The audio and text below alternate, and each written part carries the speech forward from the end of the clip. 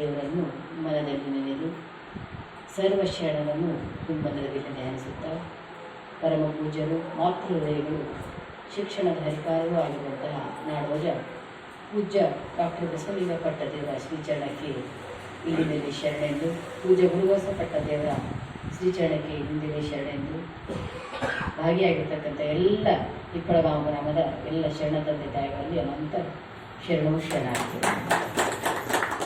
ಹಿಪ್ಪಳಗಾಂವಕ್ಕೆ ನಮ್ಗೆ ಭಾಳ ನಂಟು ಬೆಳವರಿ. ಪ್ರತಿ ವರ್ಷಗ 2 ಸಲ ನಿಮ್ಮ ಊರಿಗೆ ಹೊಂಟಿದ್ದೇವೆ ನಾವು. ಈಗ ಹಿಪ್ಪಳಗಾಂವ ಅಂದ್ರೆ ನಮ್ಮ ಊರಿ ಆಗಿದಂಗೆ ಆಗಿರ್ತದೆ.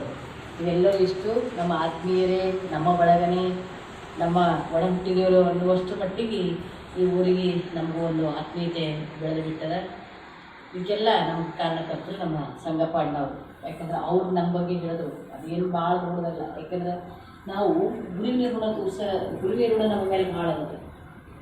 ಗುರುವಿಗೆ ಒಂದು ಶರಣವು ಹೆಚ್ಚಿಗೆ ಹೇಳಿದ್ದಕ್ಕಾಗಿ ನಡೆಯನವರು ತಮ್ಮ ಮೈಯ ಚರ್ಮವನ್ನೇ ಸುರಿದು ಅವರಿಗೆ ಪಾದರಕ್ಷೆ ಮಾಡಿ ಕೊಟ್ಟು, ಅಂದಮೇಲೆ ಆ ಬಸವಣ್ಣನವ್ರ ಗುಣ ಇವತ್ತು ನಾವು ಇಷ್ಟೊಂದು ಸ್ವಚ್ಛಂದವಾಗಿ ಕುಂತು ಇಷ್ಟೆಲ್ಲ ನಾವು ಮಾತಾಡ್ತಾ ಇದ್ದೀವಿ, ಕೇಳ್ತಾ ಇದ್ದೀವಿ, ಹೀಗೆಲ್ಲ ಒಂದು ಓಡಾಡ್ತಾ ಇದ್ದೀವಿ ಅಂದರೆ ಇದಕ್ಕೆಲ್ಲ ಮೂಲ ಕಾರಣಕರ್ತರು ಅಪ್ಪ ಬಸವಣ್ಣನವರು.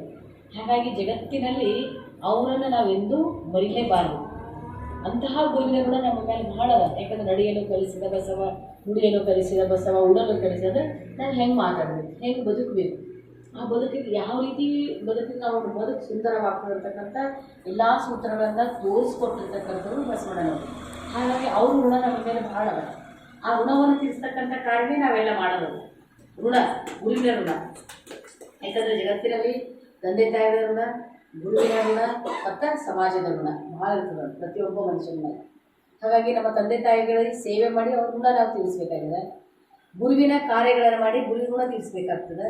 ಸಮಾಜ ಸೇವೆ ಮಾಡಿ ಸಮಾಜದ ಋಣ ನಾವೆಲ್ಲ ತೀರಿಸಬೇಕಾಗ್ತದೆ.